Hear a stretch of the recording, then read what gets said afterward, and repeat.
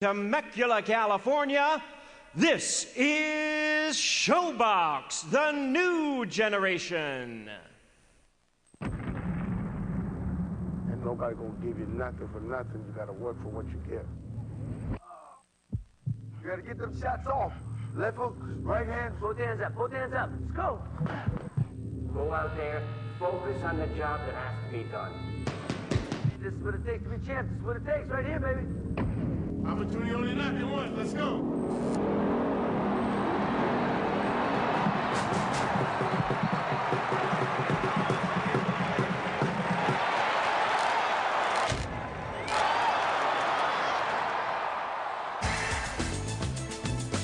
Tonight on ShoBox, the new generation, we come to you from the Temecula Valley in Southern California, about 90 miles south of LA. Dubbed the tourist secret paradise, it's home to the Pechanga Resort and Casino, which tonight plays host to a Saturday night special ShoBox. Fight fans inside have been enjoying the undercard and wait in eager anticipation for a main event featuring one of California's favorite sons in the second fight of a 168-pound doubleheader here on Showtime.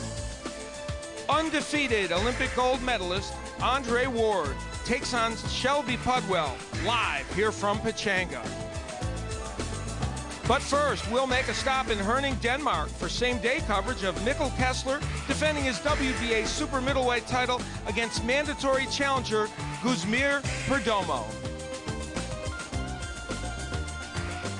Well, hi, everybody. I'm Al Bernstein, filling in for Nick Charles, who is on medical leave of absence. He's in the toughest fight of his life, and all of us here at Showtime are in his corner, and we wish him the very, very best, and we hope he'll come back soon.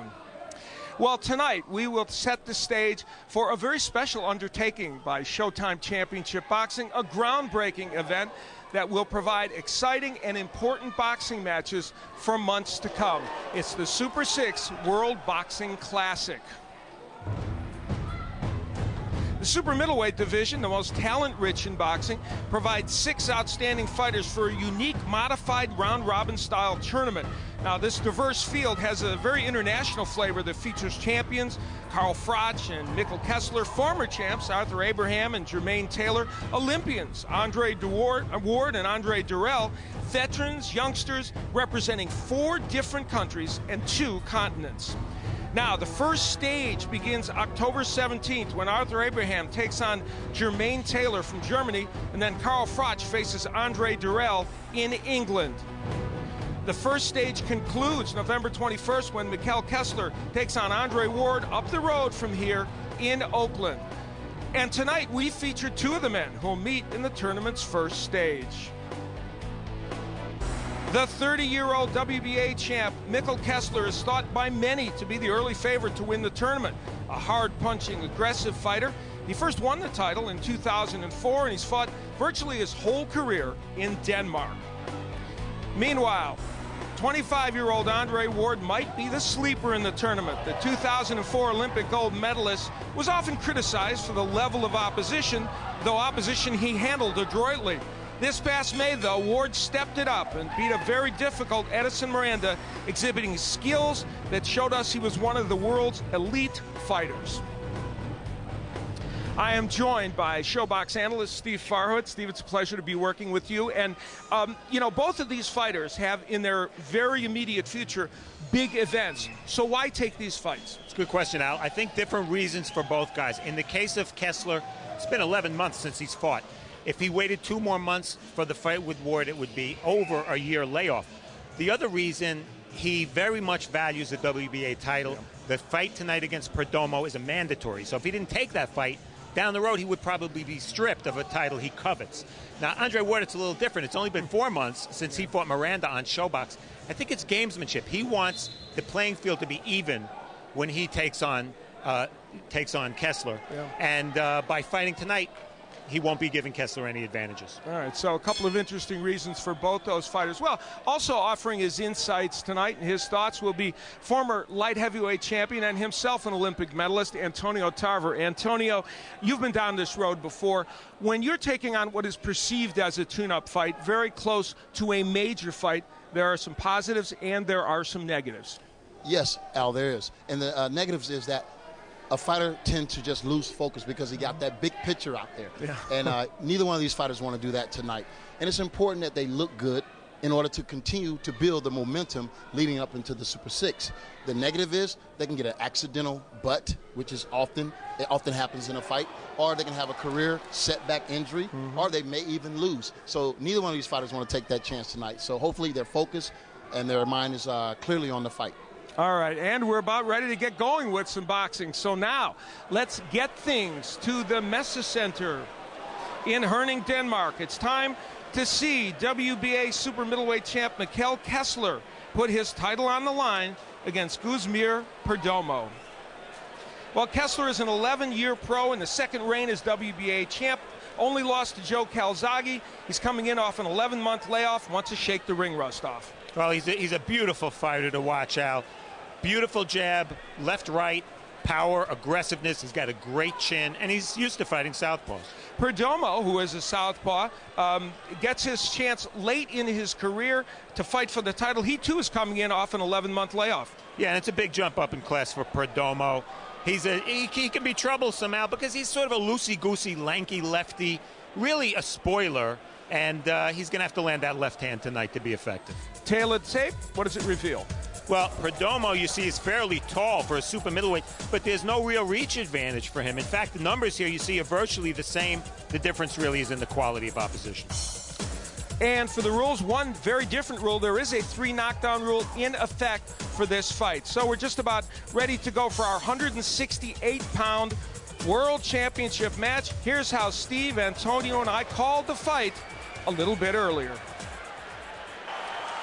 So Mikkel Kessler will defend his WBA title for the second time in this go-around against Guzmir Perdomo. Of course, it's his first fight in 11 months for Kessler and a 10-month layoff for Perdomo, so these early rounds will be important to these fighters. And now a simplistic analysis to start here. Will Kessler, the right-handed fighter, land his right hand, his power shot, more often than Perdomo, the southpaw, lands his left? That's a pretty simple analysis and a key to this fight. And Perdomo has scored most of his knockdowns as a fighter, even though he's not a monstrous puncher, with that left hand. So that's the weapon of choice for him, even though he has 12 KOs in his 18 wins. Kessler felt he was going to have to make this fight, and early on, he seems like he is pushing forward, although Perdomo is not really using all of this ring. No, he's not, but he has a little herky-jerky style about him that could give Mikkel some problem, but I don't think it'll last long. But once Kessler gets that jab working, he'll be able to utilize all of his skill tonight. Good right hook there by Perdomo, and he's been busy early in this round, working the body as well. And you see the experience. Look at the rounds. Perdomo's making a huge jump up in class, and even though he's older than Kessler, nowhere near Mikkel Kessler in terms of experience. Perdomo celebrated his 33rd birthday on Monday. Hopes that he can make it a very special birthday. And he's been active here in round one as Kessler tries to establish the jab. And there's the left hand for Perdomo. I think this is a good start for Perdomo. I mean, he's on the road. You know, he's fought in Germany before, but this is nonetheless a very daunting position to be in for a fighter who hasn't fought at this level, and he's been more aggressive than I would have guessed. Yeah, that's a very good point. He said he was going to fight a tactical fight and win by intelligence, but he's been pretty aggressive, and a little redness around the left cheekbone area of Mikkel Kessler, and Kessler picking up the pace here, but not landing as effectively as he might as we head toward a half-minute left to go in round number one. Scheduled for 12, the WBA Super Middleweight Championship of Mikkel Kessler on the line.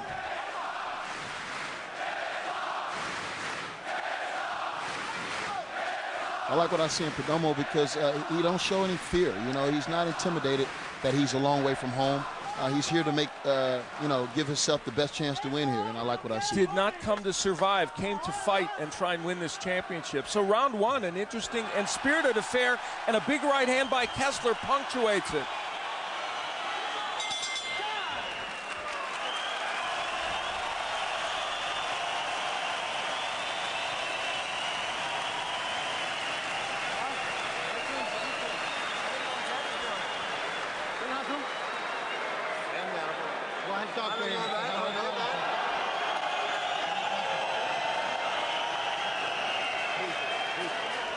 Perdomo with that right hook, that was his best punch of the fight, and it came in combination. But toward the end of the round, Kessler rallied big time with 4 or 5 good shots. It's as if he was slowly zeroing in with that right hand, which is his big weapon.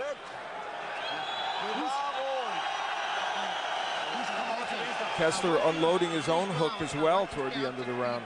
Keep the jab going. When you want to fight him, get to the middle like I told you, but don't back up. Gotta back him up. So Perdomo got rocked a little bit there.